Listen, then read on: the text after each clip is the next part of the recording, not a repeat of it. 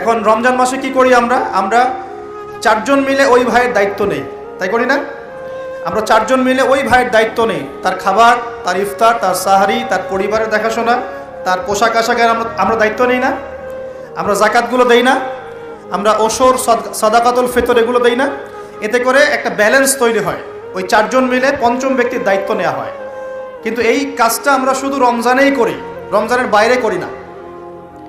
এখন যদি এখন 5 জনের মধ্যে 4 জন মানুষ খায়, একজন যদি 4 জনের মতো না খেতে পারে, তাহলে ঘটনা এমন দাঁড়াচ্ছে যে মনে করেন আমাদের পুরো দেশে মানুষ আছে, মনে করেন কথার কথা বলছি 20 কোটি। কত কোটি?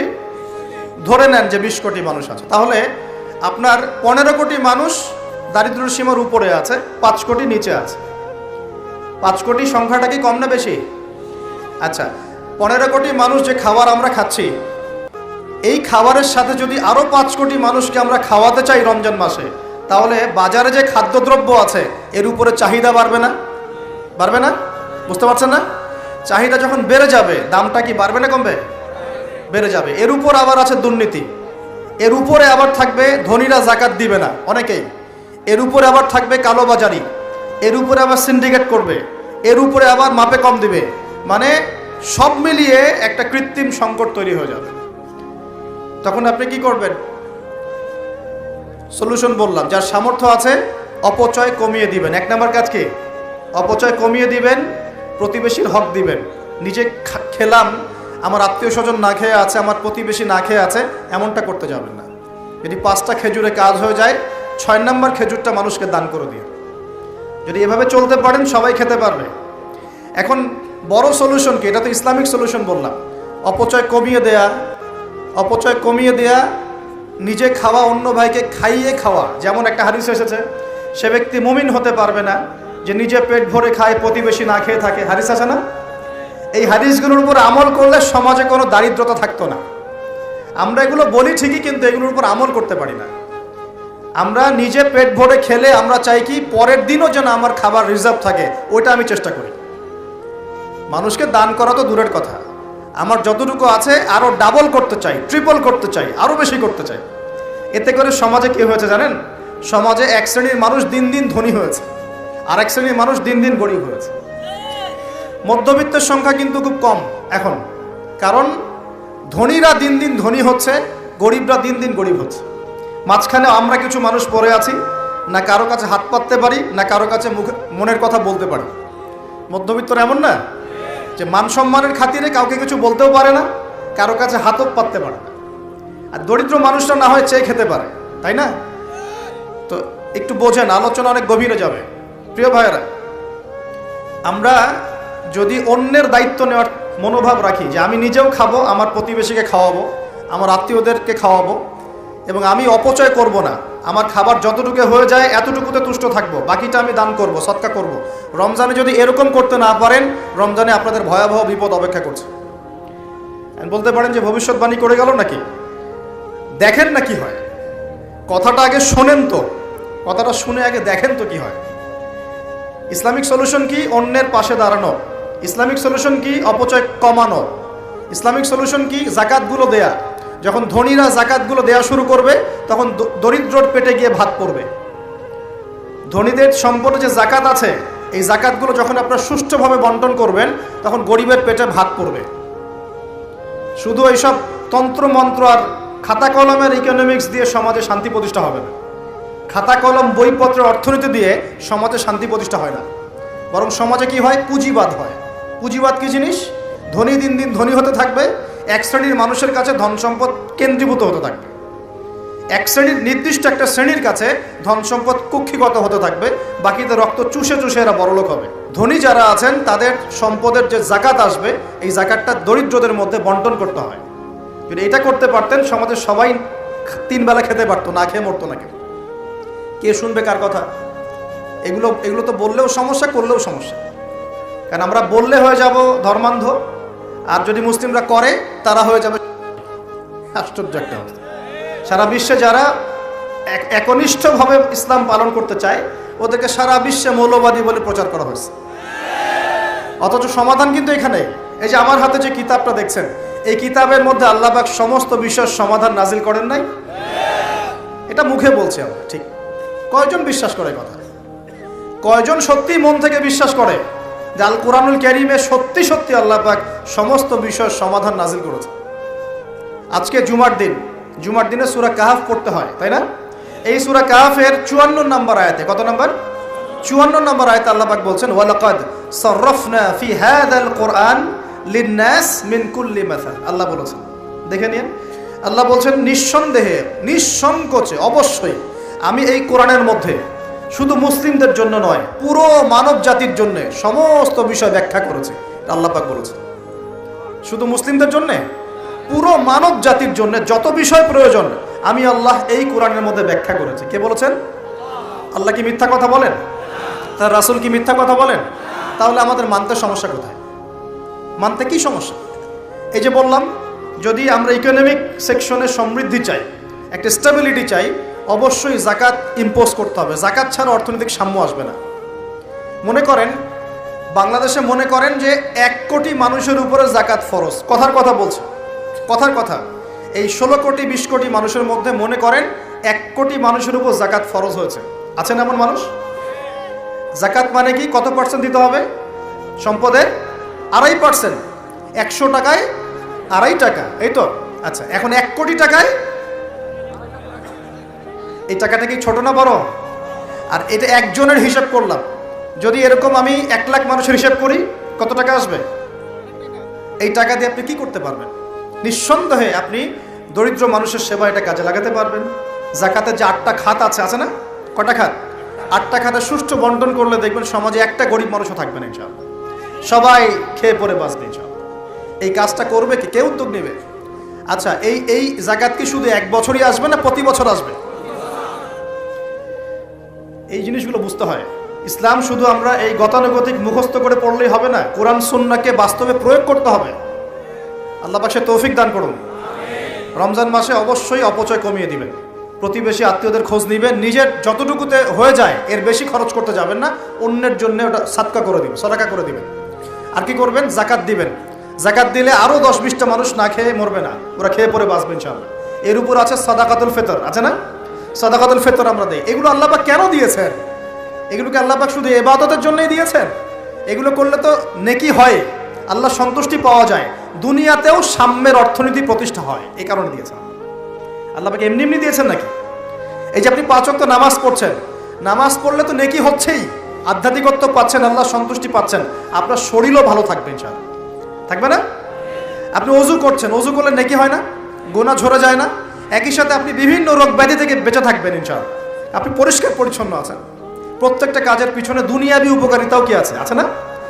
এই যাকাত ভিত্তিক অর্থনীতির মধ্যে এই দুনিয়াবি উপকারিতা আছে। এই রমজান মাসে নিয়াত করেন। আসন্ন রমজান কেন কথা বলছি? কারণ রমজান কিন্তু বেশি দিন নাই। কয়দিন আছে? 1 মাস 1.5 মাসও বাকি নেই। আপনাকে প্ল্যান করতে হবে, আধ্যাত্মিক পরিকল্পনা করতে হবে যে রমজান সামনে আসছে, এই রমজানে ইনশাআল্লাহ আমি আল কোরআন পুরোটা খতম দেবো ইনশাআল্লাহ। রমজান মাস আসার আগেই 5 ওয়াক্ত নামাজ আমি শক্ত করে ধরবো, যেন রমজানে আমি 5 ওয়াক্ত নামাজ জামাতে পড়তে পারি। রমজান মাস আসার আগেই কোরআন তেলাওয়াত যদি করতে না জানি, তেলাওয়াত করা শিখে নিতে হবে ইনশাআল্লাহ। রমজান আসার আগেই নিয়াত করে নিব যে এই রমজানে ইনশাআল্লাহ আমি প্রত্যেক দিন তারাবি জামাতে পড়বো ইনশাআল্লাহ, এবং খতম তারাবি পড়বো ইনশাআল্লাহ। রমজান মাসে যারা কোরআন আরবি জানি টুকটাক আমরা ভাঙ্গাচোরা, আমরা কোরআনটাকে শুরু থেকে শেষ পর্যন্ত অর্থসহ পড়বো ইনশাআল্লাহ। রমজান মাসে প্রত্যেক দিন কমপক্ষে একজন মানুষকে আমি ইফতার করাবো ইনশাআল্লাহ। রমজান মাসে আমি আমার যাকাতগুলোকে দিয়ে দিব ইনশাআল্লাহ। রমজান মাসে বেশি বেশি দান সদকা করবো ইনশাআল্লাহ। রমজান মাসে বেশি বেশি তাসবিহ তাহলিল হবে, জিকির আজগার হবে, আল্লাহর কাছে দোয়া করব, রোজা রেখে সমস্ত হারাম পাপ থেকে বেঁচে থাকবো ইনশাআল্লাহ। রমজানে শুধু সৎ কাজের আদেশ করব, অসৎ কাজে নিষেধ করব, নিজে আমল করব, পরিবারে প্রতিষ্ঠা করব ইনশাআল্লাহ। প্রত্যেক দিন 5 ওয়াক্ত নামাজ হবে, প্রত্যেক দিন মসজিদে নামাজের পর তালিম হবে ইনশাআল্লাহ। এভাবে পুরো রমজানটাকে উৎসবের উৎসাহে অতিবাহিত করার নিয়াত আগে করতে হবে। আল্লাহ পাক তৌফিক দান করুন। তো এখানে সবচেয়ে বড় বাধাটা হয় দুনিয়াবি ব্যস্ততা। এই জন্য রমজানের আগেই দুনিয়াবি ব্যস্ততাগুলো কমিয়ে আনতে হবে। চেষ্টা করবেন বড় বড় যে বাজারঘাটগুলো আছে এগুলো আগেই করে ফেলার। আর আমি তো বলেই দিলাম যে দাম কিন্তু ওই সময় বাইরে যাবে, যদি এখন সামর্থ্য থাকে করে ফেলেন, সামর্থ্য থাকলে করে ফেলেন। আর যাদের সামর্থ্য কম তাদের জন্য কি হবে, পুরো দেশব্যাপী সামাজিকভাবে, যেমন এটা একটা সংগঠন আপনাদের না, এই এরকম সংগঠন যেগুলো আছে নন প্রফিটেবল এবং non political organization, both political and non political, সমস্ত অ্যাসোসিয়েশনগুলোর উদ্যোগে বা ফাউন্ডেশন অ্যাসোসিয়েশন যেগুলো আমরা করি ছোটোখাটো, এগুলোর উদ্যোগে ইফতার বিতরণ প্রজেক্ট করতে হবে। পারা যাবে ইনশাল্লাহ? যে যাদের সামর্থ্য আছে সামর্থ্যবানদের টাকা পয়সাগুলো কালেক্ট করে যারা দুস্থ দরিদ্র অসহায় মানুষ তাদের বাসায় বাসায় 1 মাসের বাজার পৌঁছে দিতে হবে ইনশাল্লাহ। পারা যাবেন ইনশাল্লাহ? এই কাজগুলোর মধ্য দিয়ে দেখবেন আল্লাহর রহমত বরকত নেমে আসছে ইনশাআল্লাহ। এই যে বললাম 5 কোটি মানুষ কিন্তু কম নয়, ওদেরকে খাওয়াতে হবে, তো খাওয়াতে হবে না? তাহলে এই আমাদের খাবারটাকে বন্টন করে ভাগ করে নিতে হবে, নিজের খাবারটা সবার সাথে কি করতে হবে, ভাগ করে নিতে হবে। এটা কি ইসলামের সৌন্দর্য না? এটা আল্লাহর হুকুম না? নবীর সুন্নত নয় কি? আল্লাহর নবীর বাসায় যদি কেউ আসতেন খাবারের জন্যে, তার বাসায় যদি 2টা খেজুর থাকতো, সে 1টা খেজুর তিনি দিয়ে দিতেন, 2টা খেজুর দিয়ে দিতেন না? একদিন এক ভদ্রলোক, সাহাবী বলতে পারি আমরা তাকে, তিনি এসে খাবার চেয়েছেন। নবী সাল্লাল্লাহু আলাইহি ওয়াসাল্লাম তার সমস্ত স্ত্রীদের ঘর খুঁজে 1টা খেজুর পান নাই। চিন্তা করতে পেরেছেন? তারপর তিনি বলেছেন, তোমাদের কার কাছে কি আছে নিয়ে আসো। এরপর নবী সাল্লাল্লাহু আলাইহি ওয়াসাল্লামের সাহাবীরা যার ঘরে যা ছিল অল্প অল্প করে নিয়ে আসা শুরু করলো। দেখা গেল যে মসজিদ নববীর বারান্দায় খাবারের স্তূপ হয়ে গেল একটা।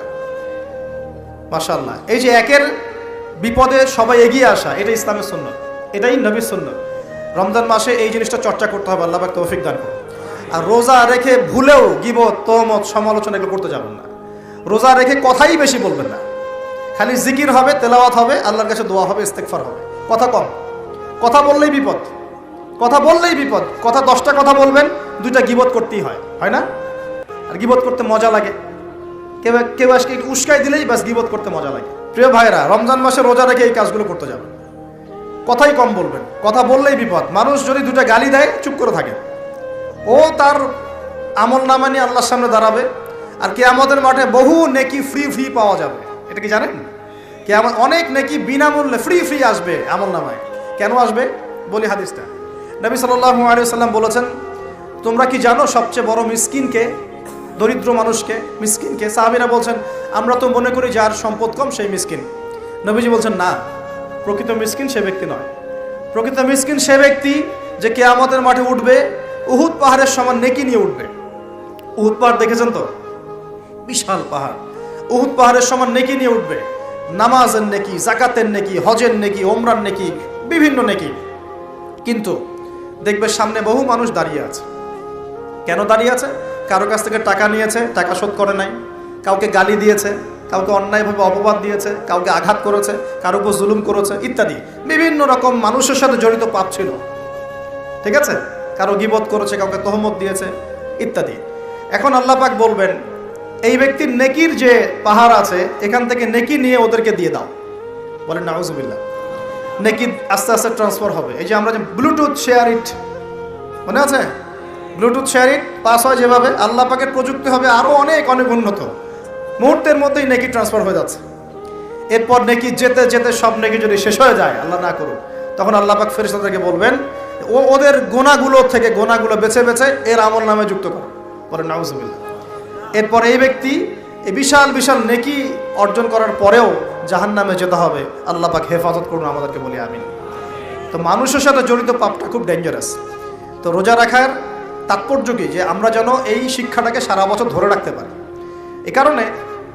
এই কারণেই রমজান মাসে রোজা রেখে জিকির হবে বেশি, তাসবিহ তাহলিল বেশি, কোরআন তেলাওয়াত বেশি, আমর বিল মারুফ নাহি আনিল মুনকার হবে, তার দার্স হবে, দিনের কথা হবে। যখনই বন্ধুরা মিলে বসবেন, চা খেতে বসবেন, কফি খেতে বসবেন, অলওয়েজ দিনই আলাপ করবেন, দুনিয়াবি আলাপ কম করবেন, দুনিয়াবি আলাপ বেশি করবেন না, প্রয়োজন যতটুকু এতটুকু দিনই আলাপ করবেন। কারণ মানুষ জান্নাতেও যদি চলে যায়, মানুষ জান্নাতে চলে গেলেও ওই সব সময়ের জন্য আক্ষেপ করবে, আফসোস করবে, দুনিয়াতে যেই সময় সে আল্লাহকে স্মরণ করে নাই, রাসূলের নামে দরুদ পড়ে নাই। তাহলে যদি কোনো জায়গায় বসে পড়ে আলোচনা করতে থাকেন, ওঠার আগে কমপক্ষে বলবেন ইলাহা ইল্লা আনতা আস্তাগফিরুকা ওয়া আতুবু ইলাইক। কারণ কেন বলবেন? আল্লাহ রাসূল বলেছেন যে কোনো মানুষ বা কোনো কওম যদি একটা জায়গায় বসে আলোচনা করে, আলোচনা থেকে শেষ করা বৈঠকটা ভঙ্গের আগেই যদি তারা এই দোয়াটা পড়ে ওঠে, ওই বৈঠকে যদি কোনো ফাহেসা কথা হয়ে থাকে এর গোনার কাফফারা হয়ে যাবে ইনশাআল্লাহ, গোনা মাফ হয়ে যাবে ইনশাআল্লাহ। আর যদি ওই বৈঠকে ভালো কোনো কথা হয় ওই কথাগুলো কিয়ামতের মাঠে তার জন্য দলিল হবে ইনশাআল্লাহ। তো এই দোয়াটা পড়ার চর্চা করবেন। তো যেটা বলছিলাম, দেখেন আমরা যদি একে অপরের খাবারগুলো ভাগাভাগি করি, যাকাতগুলো প্রদান করতে পারি এবং রমজানের রোজাগুলো ঠিকঠাক রাখতে পারি, আল্লাহর বিধানগুলো ঠিকঠাক মানতে পারি, সমাজে দারিদ্রতা থাকবে না ইনশাআল্লাহ।